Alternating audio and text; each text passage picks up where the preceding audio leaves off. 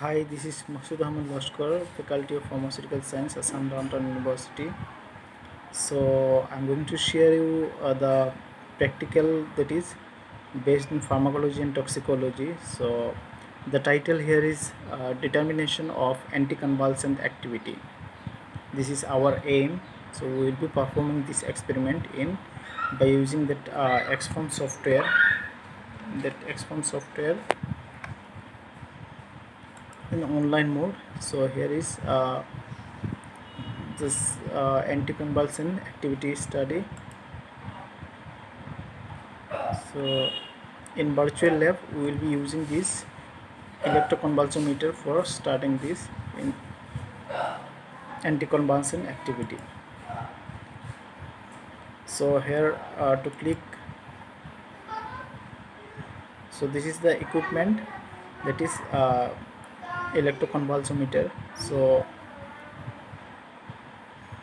first of all, about this instrument, it is having capacity to give a electric shock to that animal, okay, so by which there will be an convulsion or seizure in the animal. So the principle of this experiment is electric shock, okay, by giving through the electrodes applied on the pinna, and it will release the excitatory neurotransmitter from the brain, and this activate the brain activity during grand mal epilepsy. So prior treatment of animal with the drug reduces this excited activity of the brain. So then we will enter in the experiment. So here is the instruction. So first of all, we will be taking two groups of animal, that is drug treated or vehicle treated. So each of 6 animals. Then we will administer the drug treated group with phenytoin 25 mg per kg to be tested, and other with vehicle by intraperitoneal route. So after 30 minutes, attach electrodes of the convulsometer on the ears of the mouse.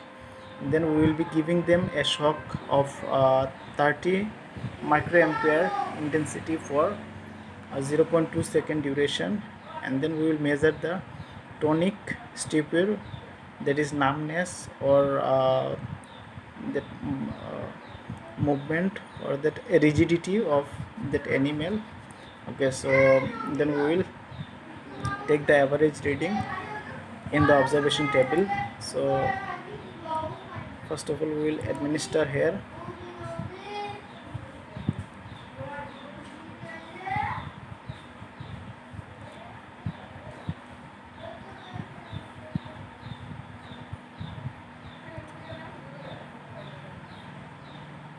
So drug and vehicle has been administered.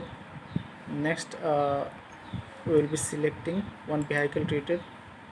So here timer is there, and we are attaching that electrode in the animal, 0.2 second shock. Then we will record this tonic, clonic and stupor. These are three parameters of observation here.